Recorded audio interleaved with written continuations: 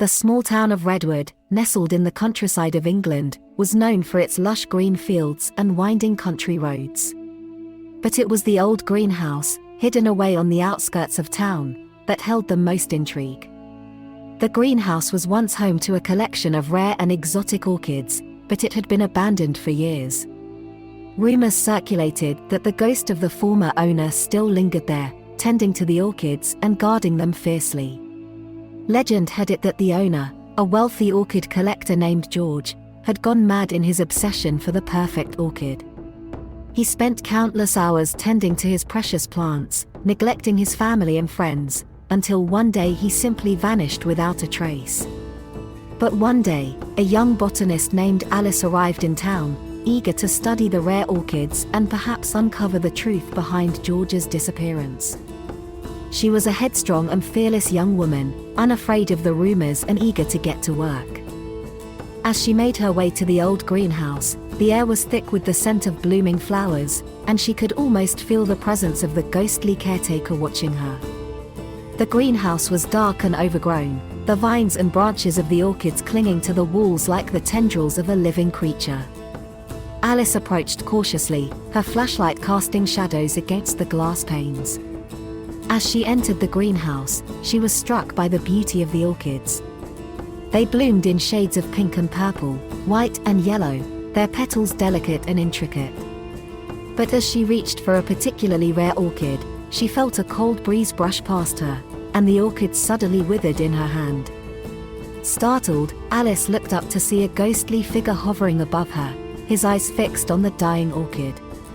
It was George, the orchid collector, his spectral form still tending to his beloved plants even in death.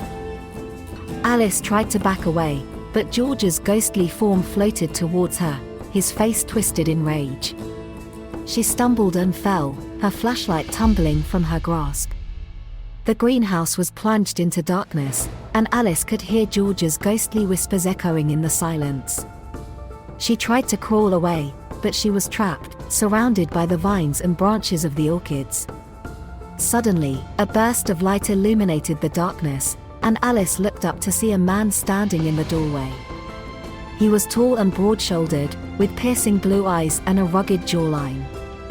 "Are you all right?" he asked, his voice low and reassuring. Alice scrambled to her feet, nodding frantically. "Thank you," she said, her heart racing. The man looked around the greenhouse, his eyes scanning the rows of orchids. "You shouldn't be here," he said finally. "This place is dangerous." Alice bristled at his words. "I'm a botanist," she said, her voice firm. "I'm here to study the orchids." The man arched an eyebrow, his lips quirking into a wry smile. "Well, then," he said, holding out a hand. "I'm David. And you, Miss Botanist, are in need of a tour guide." Alice hesitated for a moment, but something in David's eyes made her trust him. She took his hand, and he led her deeper into the greenhouse. As they walked, David told Alice about the history of the orchids, about George's obsession and his mysterious disappearance. Alice listened intently, her mind racing with possibilities. But as they rounded a corner, Alice stopped in her tracks. In front of her, she saw a row of orchids, their petals wilting and dying, their once vibrant colors now faded and dull. "What's happened to them?" Alice asked, her voice barely above a whisper. David's expression darkened. "The greenhouse has been abandoned for years," he said. "No one's been here to tend to the orchids." Alice's heart sank. She had come all this way to study the rare orchids, only to find them dying and neglected. But as she looked at David, something in his eyes made her think there was more to the story. "David, can you tell me more about George?" she asked. "What happened to him?" David hesitated for a moment, his gaze fixed on the dying orchids. "Some say he went mad with obsession," he said finally. "Others say he simply disappeared one day, without a trace." Alice's mind raced with possibilities. Could George's disappearance be linked to the dying orchids? Was there some kind of curse on the greenhouse, a haunting presence that was causing the plants to wither and die? As she pondered these questions, David led her deeper into the greenhouse, past rows of dying orchids and twisted vines. Finally, they came to a small room at the back of the greenhouse, where Alice saw something that made her heart race. It was an orchid, unlike any she had ever seen before. Its petals were a deep shade of purple, with streaks of white and pink. As she approached it, she felt a strange energy emanating from the flower, as if it were alive. David watched her carefully, his eyes fixed on the orchid. "That's the rarest orchid in the collection," he said finally. "George spent years searching for it." Alice was entranced by the orchid, her fingers trembling as she reached out to touch it.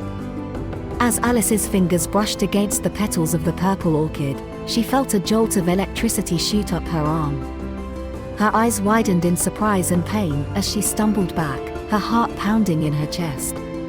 Suddenly, the world around her seemed to warp and distort, as if she were looking through a funhouse mirror. The colors of the greenhouse became vibrant and exaggerated, while the sounds of David's voice became distorted and stretched. Alice tried to call out for David, but her voice was weak and muffled as if she were speaking underwater. She stumbled backward, her feet tripping over one another, until she finally collapsed onto the ground. As Alice lay there, her mind reeling, she saw something strange out of the corner of her eye. It was a figure, shrouded in shadow, moving towards her with an unnatural gait. Alice tried to scream, but no sound came out of her mouth. The figure drew closer and closer, until she could see its face. It was George, the man who had disappeared years ago. His skin was ashen and his eyes glowed with an otherworldly light. He reached out a hand towards Alice, his fingers twisted and gnarled like the roots of an old tree. Alice felt a cold terror grip her heart. She had heard stories of hauntings and curses, but she had never believed in them until now. Suddenly, she felt David's strong arms pulling her up, breaking her out of the trance. She scrambled to her feet, her heart racing with fear and confusion. "What was that?" she asked, her voice shaking. David looked at her with concern. "I don't know," he said. "But we have to get out of here. This place is cursed." Alice nodded, her mind reeling. She followed David out of the greenhouse, her eyes fixed on the darkness behind them. As they stepped outside, they were greeted by the sight of the full moon rising above the trees. It cast an eerie glow over the greenhouse, making the dying orchids look even more twisted and macabre. But as they walked away, Alice could feel something nagging at the back of her mind. There was something about the orchids, something that she couldn't quite put her finger on. Over the next few days, Alice and David delved deeper into the mystery of the orchids, trying to uncover the source of the curse. They combed through old records and consulted with experts, but they could find no explanation for the strange events in the greenhouse. One day, as Alice was poring over some old documents, she found something that made her heart skip a beat. It was a reference to a plant that had been known to have strange properties, a plant that was said to have the power to warp reality itself.